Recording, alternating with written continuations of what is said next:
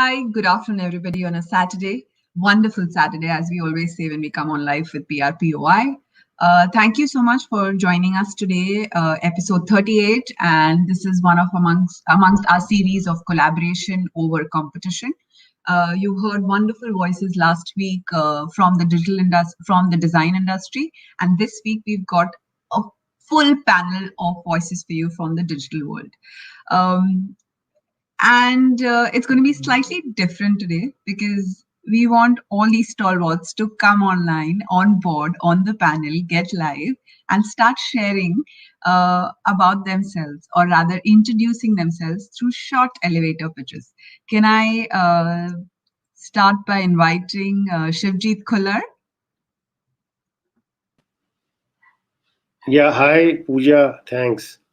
Hi, Shivjeet. So hi to all of you, and thank you for tuning in. And I think we'll have a great session. So, just a quick intro about myself. I was born in Delhi. When I was about 3 days old, the doctors brought me on my head, like full this thing, and that's why you see this bump over there. That explains a lot of things I've done. And then when I went to school, I went to a school called Mayo College, where I was expelled twice, but then they let me back in to school, and then I sort of worked hard, and I joined my first job in Linta O&M, who threw me out after 15 days, and then Lintas, they threw me out after 1.5 years. And after that, I think I got my act together, and by and large started my advertising career as a very, very badly behaved creative director who thought he knew everything and would behave atrociously with clients all the time, to the extent that recently, about 5-6 years ago, somebody came and met me for a cup of tea. He just called and said, "Can I meet you?" I said, "Yeah." And then after I had a cup of tea, he said, "They're right, you've changed." I said, "What have I changed?" He says, "You become a human being." I said, "What do you mean?" He says, "You don't know what I told you, you said to me last time you met me." I said, "What?" He said, "I'm not going to tell you." So I'm now older, I'm wiser. I have my own digital company, startup. I love digital. And I'd be very glad to be part of this panel and try and be a good, intelligent human being. You have actually scared us at the beginning of the panel. Let me be very careful, and I don't want to continue the trend of throwing you away anywhere. On that note, let me please now get on board Unmisha. Hi everyone. Good afternoon. Good afternoon, and hope everybody is having a lovely weekend. Just to quickly introduce myself, this is Unmisha, and I head the agency, the digital first creative agency called Tonic Worldwide. And I've had a very interesting journey for the last 20 years. Yes, 20 years sounds like a lot, but please don't consider me as old. Started my career with media sales, and then gradually moved on from sales to mainline advertising, and was fortunate enough to be a part of Ogilvy, having worked on brands like Pond's and HUL and Tata Sky and so on and so forth. And after a few years, moved on to the client side, the marketing side, where I wore the client's hat and was able to see the kind of lens that they see us with, and the kind of lens that they see our work with as an agency. And hence, it was a very interesting journey, being able to identify the gaps that clients see with agencies. And hence came forth the journey of digital advertising with Tonic. With Tonic, we're trying to reframe the way strategy and digital and everything is done. Having heard and having been on the client side, it's genuinely the need gap and everything is like being addressed. And I'm just having a ball of a time right now with Tonic, and hoping to continue having a party here. Thank you so much. On that note, I'm going to be adding someone, and I would want her to tell us how she started her journey in PR, but then successfully moved on to digital. Can we have Rajni here? Hi Hi, everyone. Thank you Rajni. so Good much. afternoon. Good afternoon. Thank you so much for having me here. I'm just hearing all the intros and I'm like, I don't think I'm qualified enough for this. Um, I have an overall experience of about 11 years now. And like you said, Pooja, I actually started my career in finance, research. I used to work at Anand Rathi and Motilal Oswal for about close to 3 years, where I did macroeconomic research and I was looking into the commodity markets. Um, I then realized that obviously this is not for me because you need to get into the stock markets and you need to get into, and the people around me were so passionate about it and I didn't feel the same, so I didn't feel right to continue doing that. And then I was like, I was always good at marketing and PR in college, so let me try my hand at that. And I got into PR. I was at Perfect Relations for about a year. And because I was from finance, I was managing corporate and finance clients over there. And it was an interesting journey. Although PR, I don't know, for a fresher like me, when I already had 3 years of experience, but I was fresher in PR. So it felt a little bit not up to what I wanted to do after 3 years of working, cold calling media journalists and talking to them and all of that. So it didn't really work out well for me, but I did learn a lot of how PR works, how what is it that clients want to put out there as communication, as messaging. And while I was there, I also to find my passion somewhere else, I also started my own clothing label, which is where I use digital. And while using digital for my own brand is how I self-learned and taught myself, how to build a brand on social media, what is it that we can do. And social media back then was just starting off. Like this is 2012, 2013, right? So the switch, I used my PR learnings, I used digital learnings that I had, and I switched and did grow the business quite a bit, listing on e-com platforms, etc. But then I think life had other plans. It didn't quite work out. So after 2 years, I think I shut that down. I left my PR job and then I stumbled upon Sochiers. It was owned by friends. So it started as a freelance journey into content writing. You understand digital, you've done it for your own brand. Why don't you help us? And Sochiers was a startup back then. They were like 6 months old. So I was like, fine, let's do this. And I think there's been no looking back ever since. I started with freelancing for content writing, running Twitter contests and doing influencer marketing back then. But every day at Sochias has been like a whole new journey. I now head the client servicing, the corporate communications, the HR, and a little bit of strategy for internal clients. And I have, like, we built Sochiers from like a team of 5 when I joined them to 120 today. So I've been part of that journey, and it's like my own baby, I would say. And Wonderful. yeah, Yeah, that's been that's quite about a it. journey, and yeah, that's pretty interesting. And we're going to keep dipping into different aspects throughout our discussion. Could we now have our last panelist, Krishna? Hi, Everyone. Krishna. Good afternoon. Thank Good you for being afternoon, so everyone. patient with us. We're now going to push you for your quick introduction. Sure. Good afternoon. Thank you so much for having me here. I'm glad to be part of the esteemed panel here, and I think fantastic set of people. To give you a brief introduction, I think been in the digital business ever since digital wasn't coined as a word itself.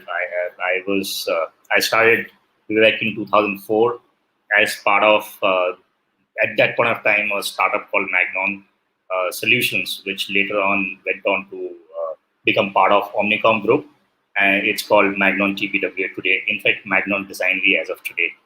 Uh, uh, Being part of this organization since the very beginning, I went on to become the executive director. I kind of incubated various business units, SBUs therein, including their Mumbai business. And then I led another startup named Talent Track, which happens to be India's largest talent exchange portal for media and entertainment sector. We wanted to basically democratize the whole casting process in the TV and films. And I think the journey is still on. We're doing fantastic work there. I also was part of or the founding member of an award called Talent Track Awards, India's first award for digital content ecosystem, much before the OTT wave, the way we see it, happened. We kind of constituted an award and were the first ones to hand over the trophies to people like Manoj Bhatt and Jackie Shroff and Ekta Kapoor and all of that world. So what I call most of this part of my career was more of what I call as an from finance and from business ideas point of view, and I was doing the execution, so I was an entrepreneur. And in 2017, I felt, let's go out there, let's face the sun yourself. And that's when I founded this organization called Nine Triangles. We are a boutique digital strategy consulting firm. Having been part of a large network and then being part of a startup, a tech startup, I realized that there remains a gap from the strategy point of view. Digital, more often than not, tend to take a commoditized route for brands alike across. And I think most of the panel here, they're from digital background, and they all are solving the problem now. But back then, when I started, I think I felt that was a missing link, and we thought that Deloitte, kind of an organization where you are strategy first and execution later, was the need of the hour, and that's where we started. And in a short span of time, we've been decently, I would say, successful, and we're still trying to learn, we're still trying to grow. And wonderful. So we are going to start picking on questions, because I can see a lot of audiences have already tuned in, sharing quite a bit there. But against what I've always been told, I want to start with something that's happening where the government is laying out, or there have been a lot of rules, rather, not government, a lot of rules that have been coming out by ASI saying that, how social media and OTT need to be, or influencers today need to be sharing their content. Unmisha, would you like to pick that first? You're on mute. Sure, why not? Actually, the rules and regulations which are being laid out by ASCII right now about complete disclosure, that influencers should disclose when it's a paid advertisement, and that's just the beginning, or maybe a very starting point that ASCII is talking about, and I'm sure they're going to come up with more rules and regulations. I think it's basic hygiene, and a couple of countries have already rolled out these rules and regulations a couple of years ago, and it's being successfully implemented in a lot of other countries. Even in India, when you look at the overall scheme of things in advertising, right, consumers are very intelligent. When you see a brand ambassador in a television ad, and similarly on a digital ad or in the influencer YouTube channels, consumers know that this is a paid collaboration.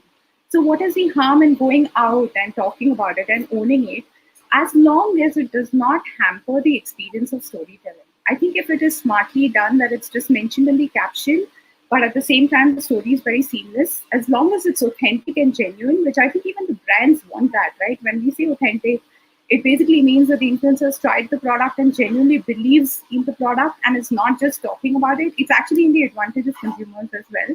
It's in the advantage of the quality of content that influencers will push out, because then they'll be seen as genuine content creators. So I think it's in the advantage of the overall industry, and it's only going to be setting the steps in the right direction. That's interesting. Thanks. Shivjeet, would you agree to this, disagree? Take us back to the earlier days from, Uncle Chips, and tell us, how can this really apply to the audiences today or the influencers today? Yeah, so your question is comment on the fact that you have to disclose whether you have received any kind of gratuity for pushing a product as versus doing an organic post, correct? Yes. If you have to look at the brain system, so you are on an average exposed to 60 to 70,000 pieces of advertising per month. That's how much it is wherever you go. So my comment on this is that I don't think it makes a difference whether it's there or not. It's basically how interesting your content is. So there should be nobody saying why do we have to put this or why do we not have to put this. So if you look at ads or commercials or influencer, you can have an influencer doing an organic post on Reels, basically, which is interesting, which I do every day now. Like I live for Reels nowadays, and you can have another influencer doing something with, let's say, a battery or something, where you are declaring it's an advertising thing, and you should, but it's so interesting that you watch it. So my comment is yes, it should be done, and but even if it's done, it should be done in a interesting manner. If you do your ad, doesn't matter. And by the way, the guys who started this were Times of India. Times of India were the first. So Times of India sell anything. They sell everything in their paper, basically. So, and the owner is a friend of mine, and I often hassle him saying, "You are selling everything but the sofa in your house." Times of India started this thing called MediaNet, and I think you guys know about it. So they All of started, us, yes. yeah. So they are the culprits who started this. And in print, as you all know, now you have to declare it. So yeah, so why shouldn't it be in broadcast medium? So that's my comment. So content and context, really Yeah, if important. content is good, doesn't matter whether you declare it or not. I mean, people will still watch you. Krishna, you wanted to add something? Yeah. To add to Shivjeet's point, see, I feel that one should always be open. And digital as a medium fundamentally has been all about transparency. Transparency and accountability is something that you cannot go without. And I think it is a welcome step. One should embrace it and one should go for it. I think the whole community, the digital community, it'll only add or strengthen the trust because there always remains a blurred area as far as these kind of influencers led advertisement is concerned. So I think transparency and accountability should be a welcome Great change. takeaways. Great takeaways. Rajni, would you like to add something, or before I go on to a very bullish question? So I think everyone's showcased their thoughts on how it's definitely necessary, to do that. But on the flip side, like Unmisha was saying, right? Consumers are very smart to know what's an ad and what isn't. Even with the paid content that we do with influencers today. So we might definitely see the ads getting skipped. So from a brand point of view, it's definitely not not a great thing for to happen, because even though they are getting a lot of benefits out of influencer marketing right now, and that might not be the case going forward. So that's the only flip side I feel there is to it, but definitely all for having regulations, because there are also a lot of brands who sort of try and get away sneakily with things in That's general. a fresh perspective. I'm sure all of you have come across the case of Daily Basket versus Big Basket. We don't want to get into the details, but I want your perspectives on how digital media either creates bullies or allows you to fight bullies directly on the face of it. Can we start with you, Krishna?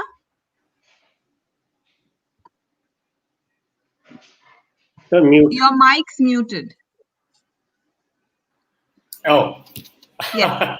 it happens pretty often. I'm You going to give this you go question on. to everybody, so give me Yes. shorter perspectives. So no, what I was trying to say is that digital as a medium stands for what I feel is democratization of any space. And when it comes to a case in point that you mentioned, I think digital becomes an enabler to. I'm not saying it was right or wrong, but and I think it's for the law to judge or law to comment. But at the face of it, it looks that this democratic space comes to your rescue in times like these, when you're perhaps there in front of a giant. At least it gives you a voice. It gives you a perspective. Otherwise, you're lost and you don't know what to do. I mean, if I was there and if I had a startup like this, I wouldn't know what to do. And there have been times when I've had issues with brands, and at least I could tell them that, look, I have means available to me. With a little bit of knowledge and mind, I can really check you out there in the open. That's Wow. that's the beauty of this space, the democracy in communication or in advertising. I think that's the word, democracy. Yeah. Interesting. Shivjeet, I'd like you to address this. So, Pooja, the question is, does digital benefit Davids or Goliaths more? That's a basic question. Yeah. Yeah. Like Davids, man. I mean, just look at it. Yesterday, somebody who had a lot of money, like, and wanted to attack a brand. Let's say it's a brand A versus B. They could take full page newspaper ads. They can take TV spots. Now, True. what does the Goliath do? He can put up posters in his neighborhood. That's all. Now, in digital, if you do disruptive content, you can actually go right and rip basically anything. You can take anybody on. It just depends how well you do it. So one of the most famous advertising campaigns was when Hertz was number one across the car rental industry in America, and they said we are number one, we are number one. And Avis came, the second car, and says we are number two, so we are trying harder. Now that is an example of positioning and non-positioning. So any intelligent person, any intelligent digital agency can leverage a smaller guy, and so I think this happens in jiu-jitsu, and use his strength against him, basically. So digital is definitely giving the Goliaths a voice, the Davids a voice against the Goliaths. Interesting. Unmisha, I'm going to now move to you. Yep. I just think that as long as I'm coming back to the case of Daily Basket versus Big Basket, right? And if you look at a similar case which happened with Myntra as well, I think that sometimes brands also need to legally be a little bold and stand their case or cause rather, because there are, for example, if I wouldn't know what is the legality there, but if Daily Basket as a logo unit and a name is trademarked and copyrighted, I don't think any large brand can really, shake them up in doing something where they're legally right. Basket is a very generic name, right? Basket is something that even consumers use. Tomorrow, if there's another company which comes up with the name My Basket, Your Basket, as long as it's trademarked and copyrighted, I think it's in fact only generating more publicity for them. And this is as long as they use it to their advantage, and as long as they stand their ground, if they're legally if they're legally covered, I don't think any bullying can hamper. They can only use it to their advantage. Wow, I like how you look at it. Rajni, what's your perspective on this? I'm gonna agree with Krishna on this. Digital is a lot more of enabler, and considering the population of India that we have, right? Everyone's gonna have very, very different perspectives on everything. It's when you have a democracy, you're giving them a voice, and it's always going to be either right or wrong. So I think it's taking the right stance at the right time, and this is coming from like Unmisha also said, right? It's not the first time that it's happened. It's happened with Myntra. We've also seen Tanishq getting backlashed for all the ads that they do, and they had to take it off, right? So it's happening very regularly, and the democratization of the voice, that you can voice whatever you want without knowing if it's right or wrong, and without knowing the brand's perspective or the consumer's perspective that they are addressing. I think it's a very shaky space, and that's where I think the guidelines will sort of help, that we were speaking about earlier, right? If we had a little bit of more guideline-oriented things on what things are allowed, what is not allowed, what should we be doing, we will see this bullying get lesser over a period of time. Then. I like how you put it, shaky space. Yeah, a lot of people want to use their freedom and get attacked for it. So we'll keep the bully chat away. And now I have a lot of questions coming specifically for each of you amongst the panel. And Nisha, I'd like to start with you. Our audience is asking, a lot of agencies do campaigns to create social awareness regarding a particular issue. Do you think in this process it helps them create a better image for the agency as well? Sorry, can you repeat that, Pooja? I think I missed So it. a lot of agencies today are doing campaigns for social awareness for another client. Do you think when they're managing these campaigns, it adds a lot of goodness or wellness or good brand equity for the agency too? See, I think it depends on the perspective. Any campaign, if it is done well by the agency, any campaign, whether it's a cause-related campaign, social campaign, or a non-social campaign, if the work is good, is going to not only rub off on the brand, but it's going to rub off on the credibility of the agency, irrespective of whether it's a cause-related campaign or not. And every agency strives to build its reputation by doing good work for the brand. So yes, of course, it will rub off positively on the agency as well if it is doing cause-related campaign, as long as the work is good.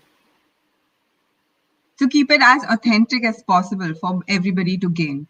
The next question is for you, Krishna. Cred, the brand, they did their campaign with a lot of celebrities and gained a lot of PR mileage as well. Do you think it was because they tried demeaning the brand or the celebs? I mean, in a humorous way, obviously. Not really. Not really. I think I look at it from, I keep my glasses of looking, or the prism of looking things with the basics. I think it was an idea well executed. That's the basic. Nothing. I think as a marketer or as a strategy guy, I wouldn't say I wouldn't look at anything more than this. You have a great idea, you get attention, you have an underlying objective, and you achieve that. It's for the people to kind of debate, and that's the objective. That we are debating it here. They have another set of audience here, in a live session, listening to the brand cred and questions being asked. So the objective well solved. Yes, yeah. I think Unmisha wants to add Shivjeet and something. Unmisha both ready to go. Yes. Yeah, yes. I think actually I completely agree with Krishna on that one. And having said that, I also want to bring in this fact that I appreciate cred to have been bold enough to take like a humorous, self-depreciating, humorous dash at things. It's very few brands who are bold enough to take such steps in India. And if you look at abroad, right? For example, look at the case of Burger King. I had attended this session in Cannes Lion from Fernando Machado, who's the CMO or head of marketing at Burger King globally. And he mentioned something very interesting, right? Which I think is a great lesson for all marketeers in India, that we start off our campaign ideation with the legal team along with us. Right? Because we know that the kind of campaigns we are planning to do are bold and are possibly going to get backlash. Okay. And sometimes they are self-depreciating, sometimes people troll it. And we are always prepared with how we want to respond back to it, because we know that's going to happen. But yet we want to do it because it's going to travel the internet and it's still going to be talked about worldwide, not just in the country that we are doing the campaign in. And I think that's the mindset that marketers, of course, not at the cost of a reputation damage, but a little bit of being bold to the extent that cred has not really been in the negative space. They've taken a very light sense of humor. I think it's only fair, and like Krishna mentioned, the fact that people are bringing it up here itself shows that it's a campaign which has created some sort of a mark. They've captured a lot of mind space, no denial on that. Shivjeet, you wanted to add something? Yeah, so I'll start by saying that I use cred, and well, our co-founder is my friend. I think they're the stupidest, most idiotic business plan in the world, and I'll tell you what the scene in cred is in its public record. So you guys know that when you do a startup, you spend more to get less revenue to begin with. So rule of thumb, you may spend $10 million and get 1 million in revenue, right? That's how startups work. And then you sort of even out. So I just want to ask you that the ratio of 10:1 is what people follow. How much do you think cred spends as a ratio to get 1 rupee of billing? Just give me an idea. You get my question, want- right? I'm asking Yeah, you. you want either of us to. I'm No, not sure they have a revenue model. yeah, they Uh, have. They have money. they definitely have. I think. I mean, it could be 100:1. It's 767 to 1. 767, which means to earn 1 million rupees, credit spends 767 million rupees. So whatever they're doing, whatever I appreciate, it's just not working. It's stupidity. So they're getting mind space and head space and nose space and whatever space. But that's like crazy. The only person worse than credit has been a brand called Hike. I don't know if you've heard about Hike. So Yes. these are basically people who've raised huge amounts of money and just gone there. So in advertising, we have something called the action trigger. So the action trigger basically means that whatever ad you're doing, I'm remembering it, but is it making me do what you want me to do? And a very good example of it was Paperboat, if you guys remember, when it launched. So the agency that is funding Paperboat, that's Sequoia, you guys have heard of it, they actually talked to my agency at market research and said, we are finding a slight difference in the money we're spending and people buying. So is our campaign going a little bit towards nostalgia too much and not with enough action trigger? It's a very curious thing when you admire a campaign, you should, I mean, very often, because in digital you can measure exactly what returns you're getting in a campaign. There's no hiding it. You can measure impression, something in it. Credit is wild, man. 767 to get one. I don't think anyone's done worse than this except Donald Trump. I mean, the amount of money he spent to get votes.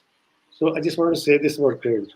I'm breathing a little better because a brand got thrashed by Shivjeet on the panel and not either of us. So Unmisha, I see you raising your hand and I wanted to ask you something, but I'll wait till you finish what you want to No, say. it's just on a very small, lighter note. Shivjeet said he started off by saying he uses cred. Yeah, I use credit.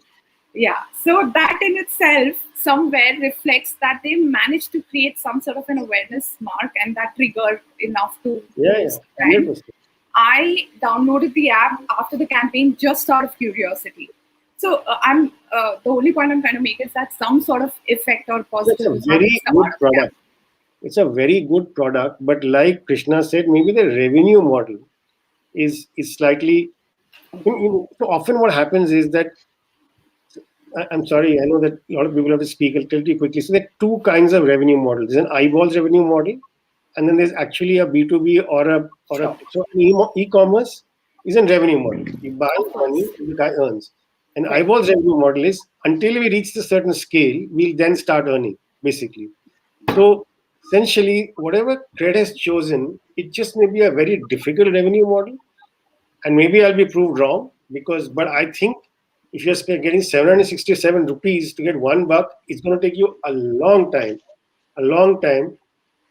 before you start getting profitable. So if you get a profitable credit on this, you're on which episode of this serial right now? This one? 38, episode 38. Probably have to wait till episode 7060 for them to come on and say how they're doing, but it's just a point of view. I know by now who's making a case study on cred for us. So we're going to take that offline with you. Unmisha, a little birdie just messaged me saying that you started your career or you wanted to become a doctor and you moved to being digital. On a lighter note, I just want to take that before we head on to another question. Right. No, Tell actually, it's not that I wanted to become a doctor, but there was a lot of peer pressure because my family is full of doctors, right? From my father to my elder sister to all my uncles to all my aunts. So it was a very natural, and especially in times like those when you have to take the legacy forward, right? So it was a very natural progression that, I have to possibly get into science and get into medicine. And me being me, the rebel in me wanted to do something different. I was really saturated of seeing blood around me. And I was like, no, this is one thing I don't want to do. Good. Little did I know then कि अभी भी खून पसीना होने वाला है. But I'm glad I did what I did. Rajni, we have a question for you. We often see, brands coming up for these influencer management programs, and sometimes it's it's a shared bucket between PR teams and digital teams. How do you manage that at your organization or the brands that you guys work with? Is it managed by PR? Is it done collaboratively? Could you help us with some examples on how you guys have Yeah. done that? So this happens very, very often. Every time there's a PR agency involved with the brand, there's going to be that hassle of, are they doing influencer marketing or are we doing, right? That sort of conversation has been happening with brands for a very long time. So how we function is, and the good part is that we are working with a lot of PR agencies, because it's very important to have a single narrative going out from the brand wherever it is, right? Eventually PR, digital, everything falls under corporate communications or communication from the organization or the brand. So how we usually work is, there are pre-decided norms by the brand of what responsibilities each agency is going to do, but that doesn't mean that we don't intersect or interact and have learnings for each other. So irrespective of whoever is executing the campaign, I mean, whoever's going out to the influencer and talking to them, the communication is formed together of what do we want them to say, um, how are they going to say it, who are these people that we are going to, all of that we work on it together. And then the PR team will add on their relations and everyone that they've dealt with previously. We usually add on the insights and the learnings bit, because we use a lot of multiple softwares to sort of measure how the campaign has performed, in terms of understanding if this has worked for us, this communication worked for us or no. So working collaboratively definitely helps. Just having two silo teams working, it's like, the brand is the body and you have a left hand and a right hand. And it's very important that it all functions, your body functions together. Otherwise, you're not going to be able to do certain things and portray certain things in a way. So that's exactly how we usually approach it. So collaborate and stay on the same path when you're telling the story. Yeah, Yeah, if that's the takeaway. Yeah. Krishna, we have another question. This one's for you. How do you think the digital agencies or the workplace, for a lot of digital agencies has changed post-COVID, during COVID? Is your question, how's the workplace changed post-COVID? Is that the Yeah, question? how's the workplace changed? I think pretty simple. We're all working from home. I think it has become the way we are. We would have been sitting otherwise in a halls filled with audiences, and we're doing everything virtual. So it's no different for us. And I think most of the agencies that I know, a lot of friends there, and I know their companies. I think it's though everything has become digital in truest sense. Nothing physical, everything digital. Yeah, so we are digital agency in letter and spirit now, all of us. Interesting. It's a good adaptation for all of us. Shivjeet, we have a question for you. Audiences are going back to kind of decluttering their social media channels. So in such a situation, how does one create an impact, not knowing which channel is relevant for them anymore? You have to just explain this to me. Give me a thing. Audiences, Are brands decluttering, in the sense they're probably picking up 2 social media channels instead of going to 4. Oh, okay. That's, you're talking about users. Yes. Yeah, so that's a shakeout. So basically, if you look at any industry, by and large, there is a multiplicity of players, and then it boils down to just a few players. So I was yesterday looking at a site I love. It's called Haystack. It's a beautiful site, news site. And the co-founder of Netflix said that the 2 people who will remain at the end, his prediction, is Disney Plus and Netflix. And according to him, the others are not going to survive. And he gave the example of Apple. So I don't know if you've seen Apple Plus that they're on now. He said that a company that has $1 trillion in the bank is really doing a very weak serial. So basically in any media, any TV channels, any newspapers, any any magazines, you'll always have, it'll start off at 10 and then you'll be down to 2 or 3 or 4. The only exception is those catering to a niche. So while, while Orkut gave way to this and now there's Facebook and then there's etc., those catering to a niche, they will remain. So inevitably, this will result in the fact that there will ultimately be 2 or 3 main social media channels that will survive, basically. And from the looks of it, we know which ones they're going to be. Nice. And as you said it clearly, it's very easy to measure a lot of things when you're going digital.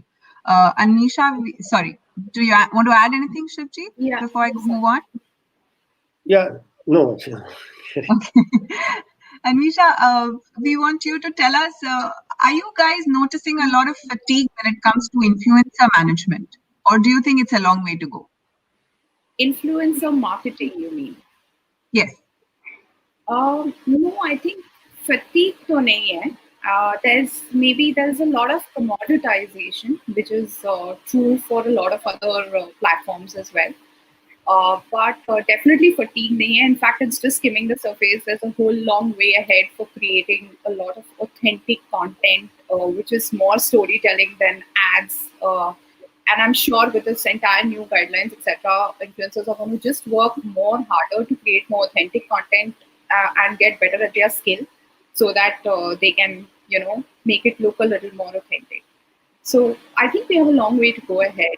And in fact, abroad, we've also seen a lot of other interesting innovations, in influencer marketing. If you look at the way they've been doing thought leadership, there are there's a very interesting, I don't know if everybody here on the panel has heard about it, but there's an AI-driven influencer who's been making waves abroad, right? Japanese. Yes. And why it's in no means fake. It's actually a character which is being created who looks like a real person and who has her own Instagram handle. It's not an animated character. She looks as real as a human being, and it's her slice in life, which is shown across. And brands are and the followers are literally raving about her, and brands are attempting to leverage her as an influencer. So yeah, there are so many more interesting things which are happening out there in the world, and there's a long way for us to see how we can take it forward. Thanks for touching upon AI, because we're going to go to that soon. Any one of you would like to add anything? Or yes, Shivjeet? Yeah, so this is a Japanese company, and they were funded $2 million to create this influencer. And so the basic catch is that you have to feed enough into the influencer so they can react. There's something called fuzzy logic. Basically, they can react as people. But it's a fabulous case that you mentioned, though nobody realizes how much it costs to build it. And we had a brand who came to us saying we want to build an influencer thing, but it's a very interesting case, but it's a lot of money being spent there. Yeah, why is pretty fuzzy there, because sustaining that profile itself will mean a lot of synchrony and all of that. You will only know whether it's worth that $2 million after 4 years. I mean, if the influence, everybody knows how influencer works, right? It goes up and down, influencer. But it's a very interesting case in influencer marketing. Yeah, Pooja. Every time Shivjeet shares something, there are a lot of numbers involved. I want to take this offline for sure. Yeah. I'd like to ask each one of you to, tell us some interesting examples or campaigns where your digital teams collaborated seamlessly with PR teams. Unmisha, you could start with that? Sure. Actually, I have a lot of campaigns over the journey of my career, right from beginning with when I was in Ogilvy, and I was a part of the advertising fraternity in Mainline. We worked on a campaign for Pond's Age Miracle, which is an anti-aging cream, and that is when it was launched about 15 years back. And at that point in time, the conversation got started with PR. So we had, the way we would function is we would all get together when the brand thinking is happening right at the conceptualization phase, and the brand proposition would be put out there in the middle, and everybody, the PR and digital agency and the mainline agency, everybody would get together and start collaborating with ideas. And that was back then. Even today, I think PR has even got far more stronger. What I would say is PR is a conversation starter, whereas social media takes off on those conversations, right? So without PR, I think somewhere the case becomes weaker. So a lot of our campaigns, for example, we've recently done campaigns for Wow Cosmetics, which was Trash Your Spam, which took a very different take on World Environment Day, talking about the e-pollution instead of the regular pollution, especially in the last year when everybody was online. So more than the offline environment, it was the online environment which was getting hampered. Now, content pieces were first created in PR, and then they were, translated to social media. I think that beauty of collaboration can lie when the PR and social media teams are integrated very strongly. They get together, think together, and we've done a couple of other campaigns like Turn on the Woofer, which was a cause-related campaign for anti-pollution for dogs. Again, the conversations were started first in mainland publications like Times of India, and then they were taken off on social with the help of agencies like Nucleus PR and so on and so forth. So that's a nice way to collaborate and continue conversations. Rajni, you have a quick example to share when it comes to PR and digital teams for you guys? Yeah. So, like Unmisha was saying, right? They've started from offline or print and then gone on to social. We've done a lot of campaigns for Amazon Prime Video. We do a lot of marketing for their titles, where we've started the conversation on social and then it's been picked up by PR. But that whole collaboration that happens, right? When a social conversation is picked up by PR, it gives it the much needed amplification beyond the social media means, right? Which becomes like you were talking to 10 people and then you're suddenly talking to 100 people because it's sort of everywhere. So that definitely helps. And we've done multiple other campaigns. Like we work closely with PR agencies, especially in FMCG, hospitality. That's where that communication and synchronization, I think even for a real estate brand, the synchronization of building the brand first through PR and then being able to address queries on digital is something that we've seen work very well. So yeah. The audience mapping is what I hear from you. Krishna, could Yes. we go on to you for your example with PR and digital teams working seamlessly? You'll have to unmute, Krishna. My bad. I think this is That's happening for okay. the second time. That's okay. Tell us. Coming very specific to, I think there was this campaign that I did, I think about 2012 or so. It was Nissan GTR launch. We did in collaboration with the PR team, the then PR team of Nissan. And the idea is, it again goes to fundamental, and it remains part of our strategy even at Nine Triangles, where we figure out that if there is a campaign, we try and involve PR team at the very idea level itself, because it's the collective effort, in terms of getting communication out there beyond the realms of what digital is. And even in digital, when you touch upon things like social media, where there are blurring lines between PR and the digital agency. So we figured out, while we did that campaign, we got an idea and then we kind of propagated it through the PR, to build up the kind of excitement around the whole idea, and then we launched the whole thing. So PR has, I think, a very critical role to play, whether you are doing a campaign specific, for any kind of brand. So I think collaboration and handling those blurring lines where PR and digital kind of overlap, especially when you are talking to anything to public, especially beyond the advertisement realms. For example, if you're doing a social media, say, kind of a campaign, I think there the role of PR becomes extremely important. Shivjeet, over to you. One should go Sorry, and Krishna. no, I was saying that one should always take this into account, that this one aspect is something that cannot be ignored and should be promoted even further to create a cohesive PR come digital kind of an Work outreach. environment. Yeah. Yeah. Shivjeet, any wonderful examples? Yeah, so I actually discovered this completely by accident. It was very interesting. And the basic lesson is, if PR and digital get together at ground zero, before you begin a campaign or before you begin something, you get the best results. So what happened was, we were launching something called Super Startups, which is an award for startups. And I have a friend in PR called Valerie Pinto. So she runs some company. And she and I sat, and when I conceived the awards, we decided, she told me which stuff would work and not work from the PR point of view. So that I found really interesting. So the earlier you get together, the better you can collaborate, because somebody is not then taking something and using it in a fit to mold thing. And so actually right now I'm now going to be launching another awards, and influencer awards, and I'm searching for Valerie. I don't know where she is. So if anybody watching this knows Valerie, please tell her I'm searching for her. I'll give you $1,000 reward.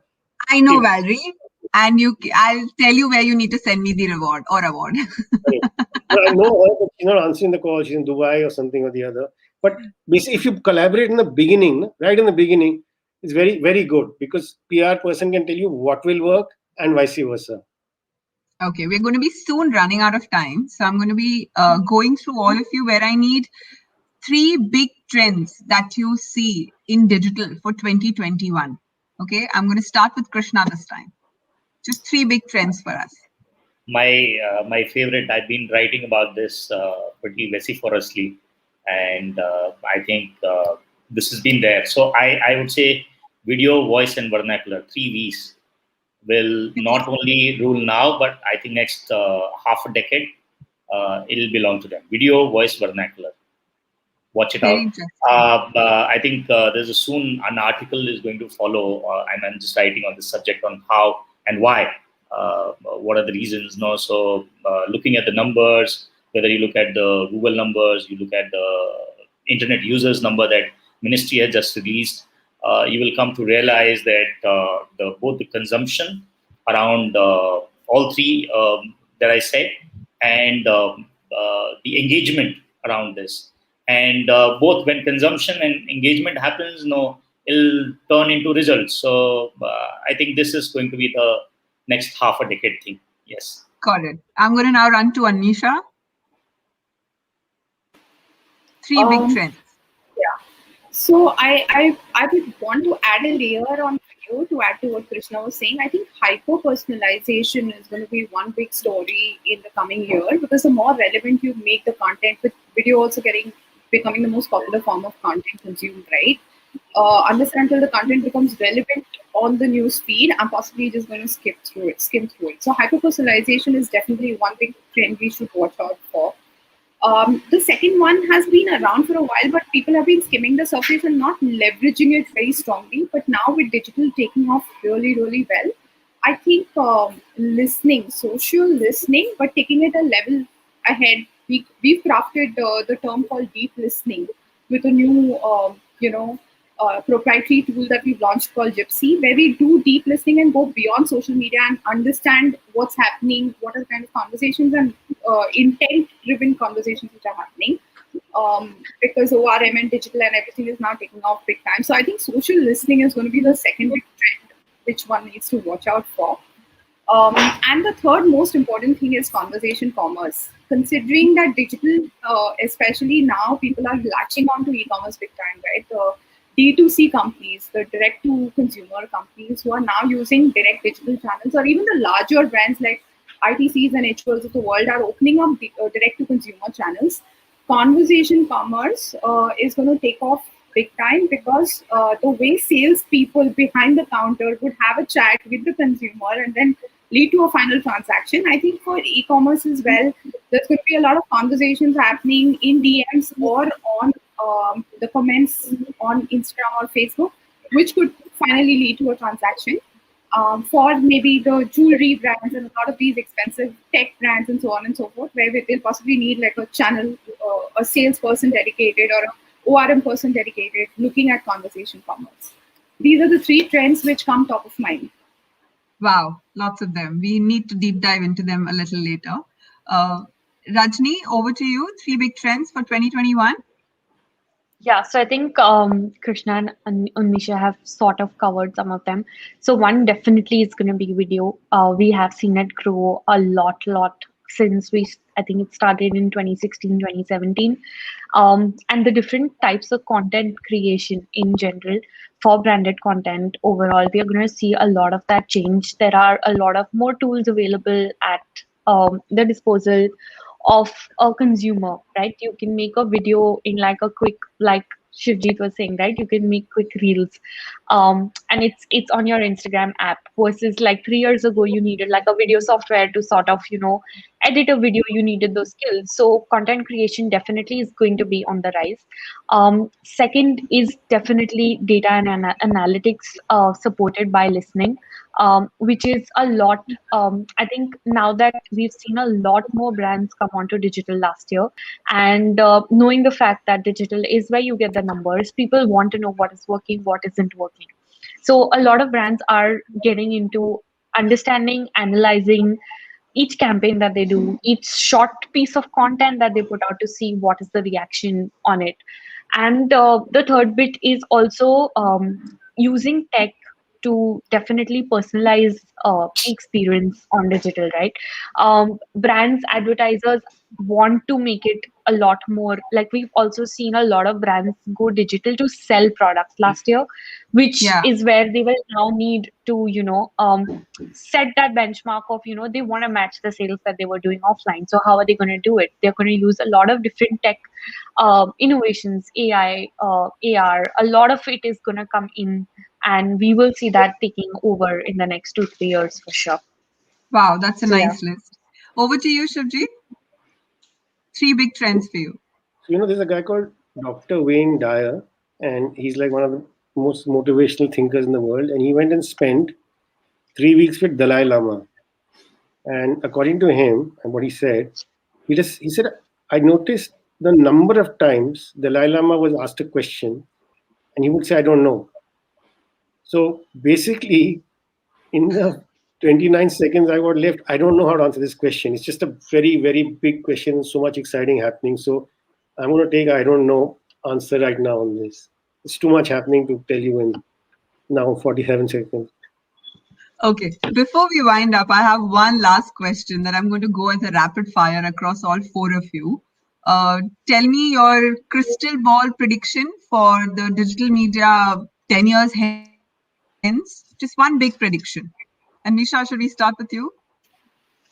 No, it's possibly going to be like an equal brother or sister to mainline or traditional media, and no longer going to take a backseat. Hopefully, not 10 years down the line, but 2 to 3 years, under 2 to 3 years. That's a good one. Krishna, over to you. I think this is a tough one. I think I'll fail to predict where and how the whole having seen the roller coaster ride for 1.5 decades. I think it's just going to be taken more. I think naturally than creating the whole hype around this. It'll in truest sense become the amalgamation of what I call technology, communication, and the content. Yeah. Nice. Shivjeet, are you going to take this up? Yeah, so I'm saying in the last 50 years, we've had more change than we've had in the 500 years before that. So in 5 years from now, there'll be something else, like it'll not be digital media again. I mean, if I were to hazard a guess, it would be telepathic media. So my guess would be 5 years from now, it's something else. Digital would not be such a hot thing anymore, in my view. Rajni, what's your prediction for closure today? Yeah, so 10 years is definitely a prediction I don't think anyone here can make. My crystal ball is very, very, very hazy because there is literally like digital changes every day. Like one day there's a platform, the other day it's not. So we don't really know. 10 years is a very long time to say anything. So yeah. I have to thank all of you for being so patient. Addressing all our questions that came up. Do visit our pages and see, because the audiences have left many questions that we could handle today. Thank you so much for the wonderful examples, for key takeaways, and making this panel a lovely one. Thank you to all four of you. Thank you. Thank you so much. Thanks, Pooja. Lovely interacting with everyone. Thank you so much. Nice. You. I have to begin with thanking my wonderful team. That's Tarunjeet Ratan, founder at PRPOI, our co-founder Sonali Sokhil, and myself. We are the three monkeys that keep bringing all this for you every weekend. Apart from that, heartfelt and thanks to our media partners, Media News for You, and industry partner IPRF.